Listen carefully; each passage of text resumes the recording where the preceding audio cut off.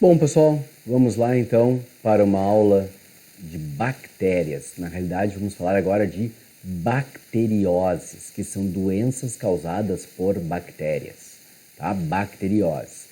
Uma coisa a gente tem que saber, bactéria, tá? Ela vai ser usada um medicamento específico para ela, que se chama antibiótico. Então, quase todas as doenças que a gente falar agora, haverá um antibiótico para tu tomares específico para aquele grupo de bactéria. Extremamente importante, tá? Extremamente importante. Tranquilo? Bom, o que mais que a gente tem que saber aqui agora, antes de eu começar a falar de bacteriose? Nós nos contaminamos de diversas formas, mão na boca, mão no olho, não é isso? Estão ouvindo isso todo dia na TV por causa do coronavírus, tá? Mas tem algumas coisas que a gente se contamina com mais frequência, tá, pessoal? E eu sempre gosto de citar 3 delas, que é hospital, bichos de estimação e alimentação. Hospitais, pessoal, é impossível ser 100% higiênico, por mais que num hospital tu queira ter 100% de asepsia, é impossível. Sempre alguém comete um ato anti-higiênico, até porque entra muita pessoa no hospital, né?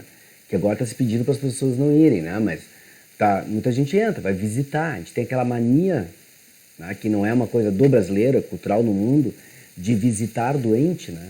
Aí tu tá vindo da rua sem asepsia adequada, trazendo um monte de bactéria para quem está doente, para piorar o quadro dele, ou levando algumas dele para passear, né?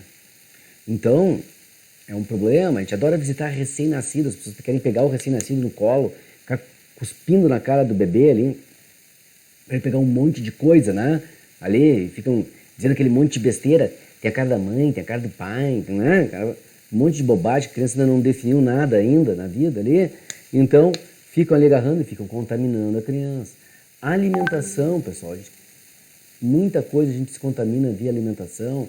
Por exemplo, enlatados amassados ou estufados, que são indícios que a comida pode estar contaminada, então tu não deveria nunca utilizar isso. O contato com bicho de estimação.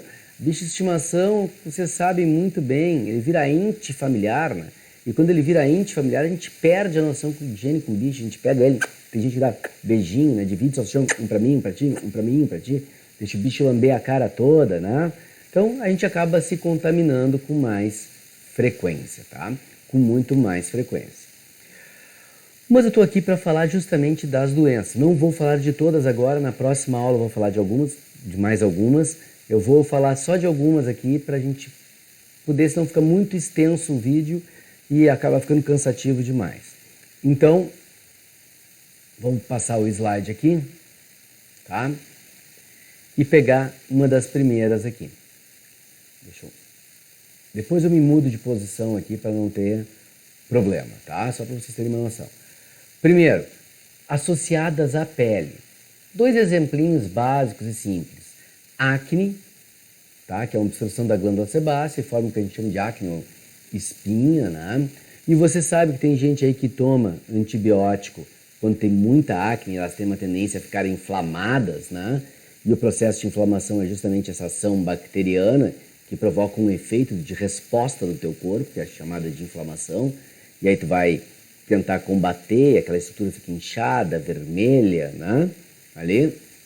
E o tersol, que dá no olho, na pálpebra, tá?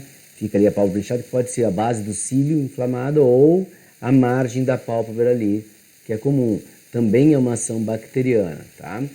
No tersol, normalmente, tu não toma antibiótico, não seja uma coisa muito forte, mas normalmente tu tem uma série de pomadas com corticoides, que são anti-inflamatórios, né? E às vezes até com um certo teor de antibiótico ali, que tu acaba usando para melhorar, e com compressas, com água quente, coisas para eliminar aquela inflamação ali.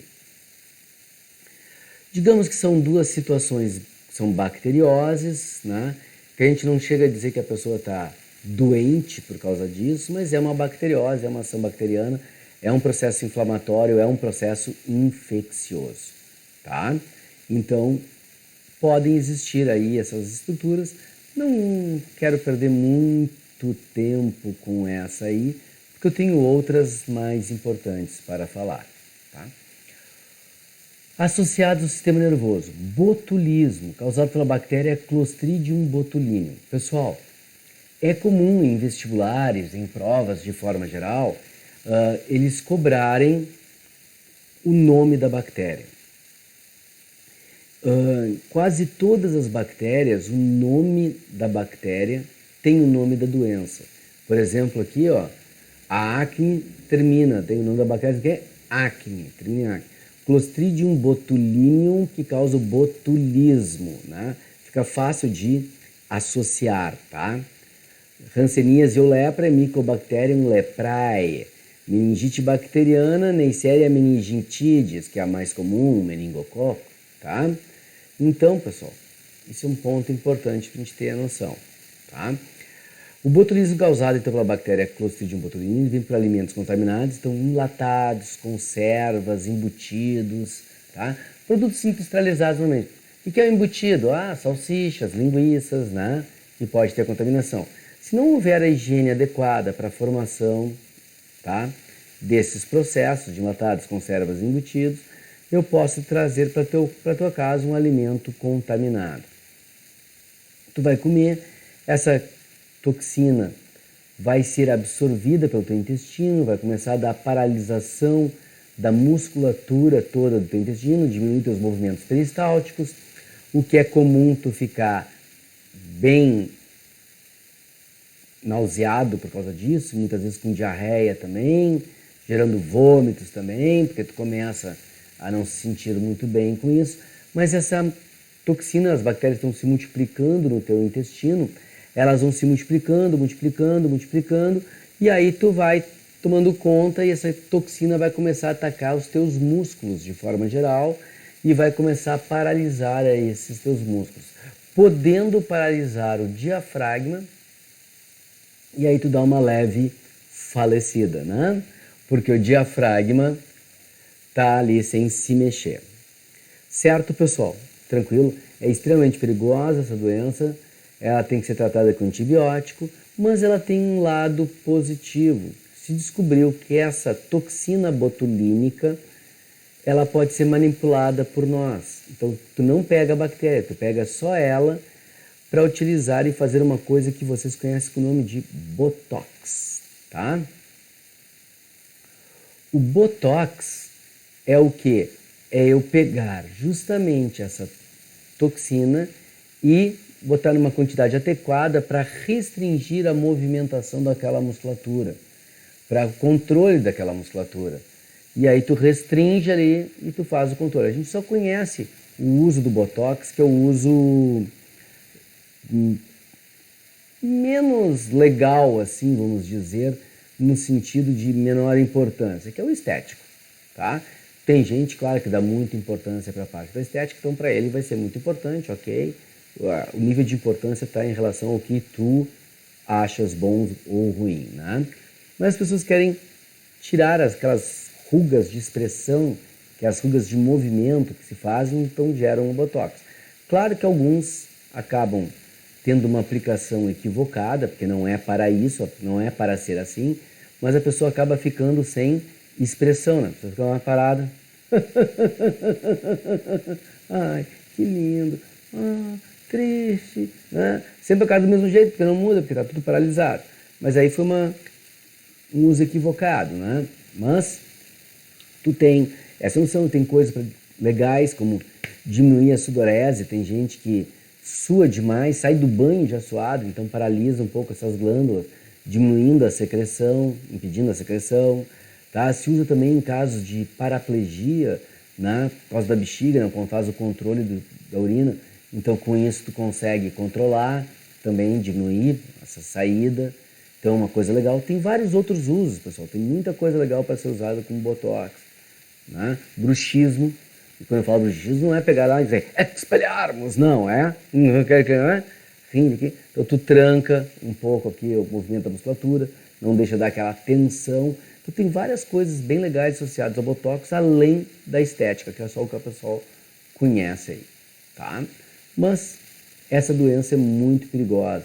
Pode ter no mel também, por isso que a gente recomenda não botar o bico do nenê no mel e dar para a criança, porque a criança parar de chorar, né? Às vezes ela é um cala-boca bem eficiente, né? Mas não é o mais adequado porque pode estar contaminado e a criança tem menos defesa. Certo, pessoal? Vou me passar lá para cima. Foi o botulismo. Nós temos uma outra doencinha aqui, que é a hanseníase. Hanseníase também vulga lepra.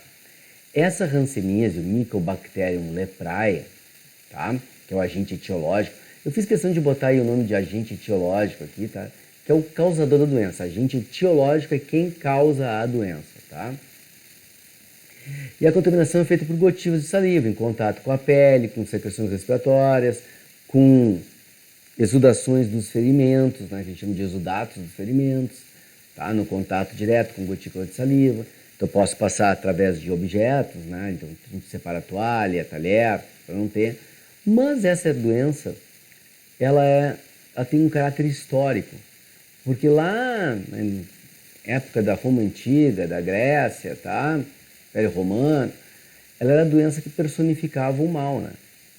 Lepra era tudo de ruim, a pessoa ia apodrecer em vida, porque ela ataca o sistema nervoso, tá? E ela produz manchas na pele. O sintoma inicial é uma mancha, e essa mancha, ela é, como eu posso dizer, insensível. Tu toca e não sente. Se eu pegar uma agulha e fizer assim, eu não vou sentir que está tocando. Se pegar algo quente e encostar, vai queimar, mas eu não vou sentir que queimou, tá? Então, é um problema que começa a afetar as terminações, depois os capilares e vai indo em direção à necrose. Literalmente o indivíduo vai apodrecendo em vida. Tanto é que na época do Império Romano, lá, se fazia o quê? O cara pegava lepra e ele era expulso de casa. Ele tinha que ir dormir numa caverna, embaixo da árvore, no meio do mato fechado, quando não tivesse contato com ninguém para ninguém pegar, né? E a pessoa até saía com medo de infectar todas as pessoas da família, tá? Era bem comum. É comum na época de Natal, por exemplo, passar um monte de filme sobre a vida de Cristo. E volta e meia aparece leprosos, aparece esse filme de Império Romano também, aparecem leprosos, que era a doença que personificava o mal ali. E tem um outro filme, tem uma versão moderna agora dele, mas eu não vi a versão moderna, eu vi só a versão antiga, tá? Que se chamava Papillon. Tá? E ele, para fugir, ele tinha que passar por uma aldeia de leprosos. Ele estava numa cadeia, que era numa ilha, e tinha os leprosos que eram os pescadores. Ele tinha que passar por ali e fumar o charuto ou o baseado que o pescador estava fumando. Ali eu falei charuto baseado porque no filme é charuto, no livro é baseado, né? Para ver se ele tinha coragem de fazer isso e não tinha preconceito de pegar a lepra, tá? Hoje em dia, pessoal, com antibiótico, o tratamento é 21 dias em casa. Tu fica em casa tomando antibiótico ali, tranquilamente, só separa uma toalhinha, um talher, uma coisa assim, e tenta as pessoas não terem problema. Existe até já um tipo de vacina que a pessoa pode tomar para evitar que vá se contaminar se tem alguém em casa, tá? Mas a lepra, hoje em dia, não é um problema tão sério quanto foi no passado. Era a personificação do mal, como eu disse, tá? Só para vocês terem uma ideia, até alguns anos atrás, século XX, tá, pessoal? Existiam hospitais que tratavam somente de leprosos, eram chamados popularmente de leprosários. Então as pessoas deixavam os familiares lá e dificilmente iam visitar, com medo de pegar a lepra, né? Muitos leprosários deixaram de funcionar, porque não tinha mais sentido ter esse leprosário, que o tratamento mais simples podendo ser feito em casa, não tinha por que ter. Então viraram hospitais gerais, outros por falta de dinheiro acabaram sendo fechados. E alguns desses fechados virou condomínio de ex-leprosos, porque eles não tinham para onde ir, porque a família tinha abandonado mesmo. E aquele local tinha cozinha, tinha pátio, tinha quartos, eles podiam todos viver em comunidade ali junto. E acabou acontecendo isso. Em alguns locais, esses antigos leprosários acabaram, né, formando condomínios das pessoas curadas dessa doença, tá? Hanseníase ainda existe, pessoal. As pessoas tendem a achar que não existe mais, que é uma coisa que, é lá da época do Império Romano, como eu citei antes. Não, tem até hoje. Tá? As doenças, quando elas vêm, elas permanecem. Dificilmente tu elimina. a menos que tu consiga, com processos de vacinação e campanhas, eliminar, mas as pessoas têm que se vacinar para isso, tá? Esse que é o detalhe. O que mais que nós temos aqui de importante para falar sobre ela? Que é o seguinte, quando o nível de hanseníase sobe além de um limite dito como aceitável da Secretaria de Saúde, começa a se fazer propaganda na TV. Surgiu mancha, vem cá, vai lá, né? Surgiram várias propagandas sobre isso nos últimos 50 anos. Teve um que era um magrão que estava lá na fila do banco, né? Na época não tinha fila de idosos, então não, estava ali uma senhora atrás, a senhora cutucando o magrão, que o caixa estava chamando e ele não estava vendo, porque ele estava ouvindo um som, né, com um fone de ouvido. E aí ela estava cutucando bem sobre a mancha e ele não estava sentindo nada, porque não sente o toque. Aí depois ele vai no médico, aparece vindo no médico para ver o que é a mancha. Uma outra, que a ideia foi genial, a execução não tão boa, né, que era uma senhora cozinhando e a chama do fogão queimando o braço dela aqui. Isso é muito comum, tá? Às vezes as pessoas afastam uma panela e esquecem de apagar e vão mexer e acabam se queimando porque tem um fogo aqui. Mas a senhora não estava sentindo nada, porque tinha as manchas da lepra. Aí vinha a filha e dizia, mãe, teu braço está queimando. E sorria. E a mãe fazia, não vi. Não sei por que estava rindo, né? Porque estava com hanseníase, né? Então, não era para isso. A hanseníase é causada por um bacilo de Hansen, tá? Então, muda um pouco.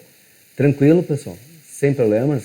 Então, ótimo, tá? Toma a medicação e vai passar. Meningite meningocócica, meningite bacteriana. Por que eu botei meningite bacteriana, pessoal? Porque existe meningite que não é bacteriana. Existe meningite viral e existe meningite fúngica. Mas a mais problemática, ou uma das mais problemáticas, é a bacteriana, tá? Ela tem um avanço muito rápido, tá? Muito rápido. E essa infecção das meninges, tem que primeiro fazer um comentário com vocês. Vocês lembram o que é meninge? Meninges são um grupo de serosas, de membranas que ficam por dentro da nossa cabeça e da nossa medula, que é justamente para proteger o cérebro e a medula espinhal. Existem 3 meninges. Dura mater, a dura está ligada no duro, no tecido ósseo, está bem junto ao tecido ósseo. Aracnoide, que é a intermediária, e a pia mater, que fica mais próxima dos neurônios. Então está ligado direto com o teu sistema nervoso central. Então já deu para ver, se uma bactéria está atingindo o teu sistema nervoso central, o quão importante é isso. Tá? Então ela está direto no teu sistema nervoso central ali, porque ele está atacando essas membranas. Ok? Tranquilo? Extremamente importante. Tá? A hanseníase, a meningite atacando essas membranas. Ela pode dar uma série de efeitos para a gente, porque está atingindo o sistema nervoso central. Alguns são mais clássicos. Ela também pode ser causada por várias bactérias diferentes. A mais comum é a Neisseria meningitidis. É a mais comum, tá? Que é o meningococo. Mas pode ser por Streptococcus pneumoniae, que causa pneumonia, atacando ali. Pode ser o Mycobacterium tuberculose, a tuberculose, Haemophilus influenza, tá? Podem ser por vários deles que deem meningite, tá? A mais frequente é a Neisseria meningitidis e que mantém o nome de meningite aqui, tá? Contaminação. Eu vou tossir. Sai. Todos os dias estão falando com isso com vocês em função do coronavírus. Sai. Espirrou. Sai. Essas gotículas de saliva, de muco que estão saindo, podem fazer a contaminação. Quanto mais próximos os indivíduos estiverem em ambientes mais fechados, maior a probabilidade de contaminação. Aliás, ela foi uma das doenças que provocou uma reação em hospitais particulares, principalmente, de não ter mais berçários.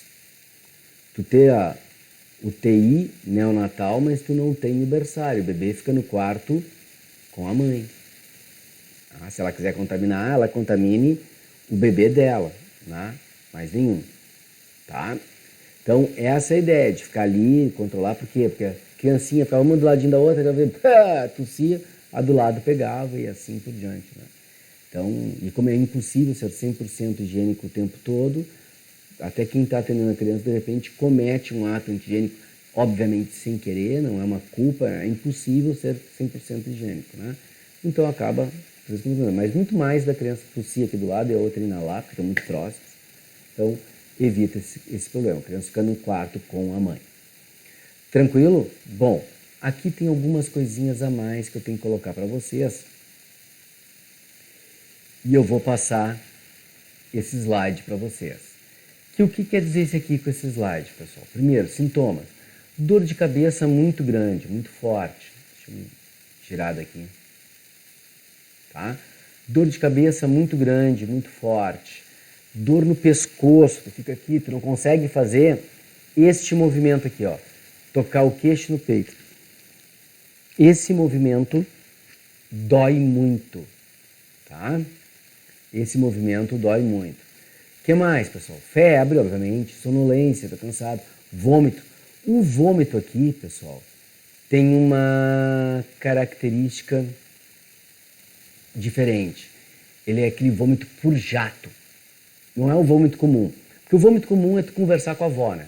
E larga ali. É aquele que tu abre a boca, parece de desenho animado, assim, né? Salta aquele jato. Vira um filme Exorcista? É isso aí, tá? Os vômitos por jatos em grande quantidade, tá? Além de tudo, pode aparecer erupções cutâneas. Tem até um testezinho que se faz com um copo, deixa eu colocar aqui, que o exame de Tumbler, que a gente chama, né? Para se tu ver a erupção, se não vê, não é. Tem um monte de coisinha que tu pode ver nas coisas ali da meningite, tá?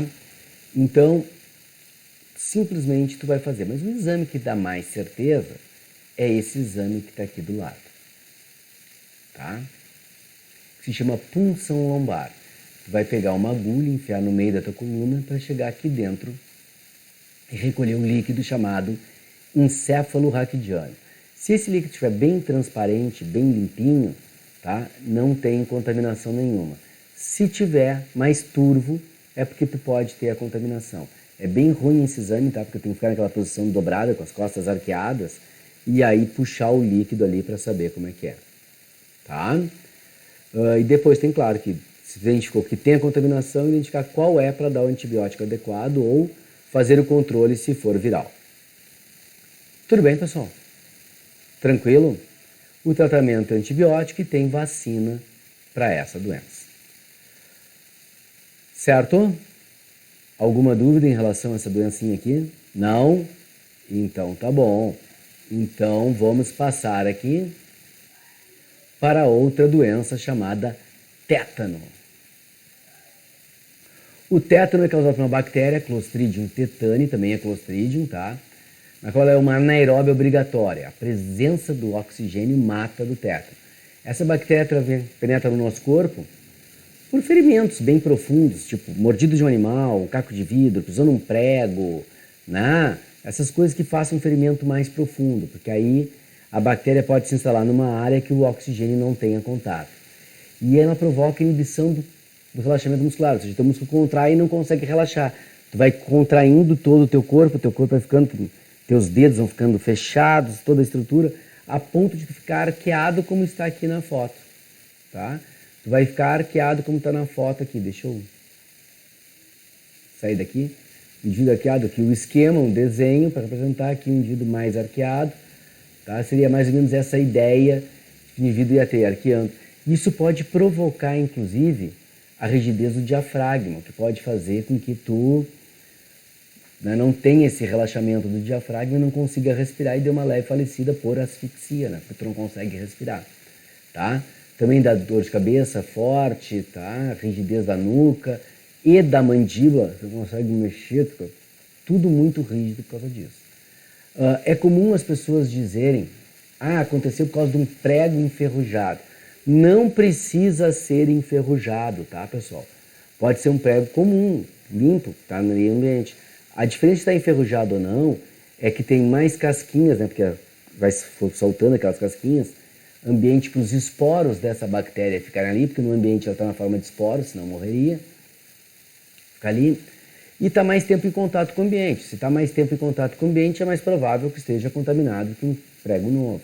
É só isso, mas não precisa. Pode ser mordido de animal, pode ser um caco de vidro, pode ser qualquer ferimento interno. Tranquilo, pessoal? Então, fez um ferimento mais profundo, tu vai tomar a vacina antitetânica,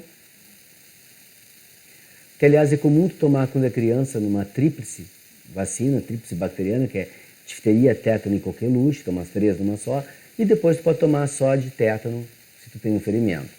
Em teoria, a gente diz que a de tétano, a cada 10 anos, ela perderia seu efeito, não faria mais efeito como deveria. Tá? Na realidade, tá? Não é bem assim, mas assim, ó, fez um ferimento muito profundo, faz mais de 10 anos que tomou a vacina, toma ela. Toma ela para garantir. Porque mais vale a pena tu tomar uma picadinha aqui e não sofrer nenhuma coisa para tu ficar assim, né? Com todas essas dores. É um tipo de prevenção adequada. Se começar a desenvolver a doença, também tem a medicação adequada, né? O antibiótico para ser tomado. Tranquilo, pessoal? Como assim é uma doença perigosa, é comum, se o diagnóstico for tétano, quererem te hospitalizar para ter um controle melhor do que em casa, né? Mas, né, já sabe que existe um antibiótico para ela. Certo, pessoal?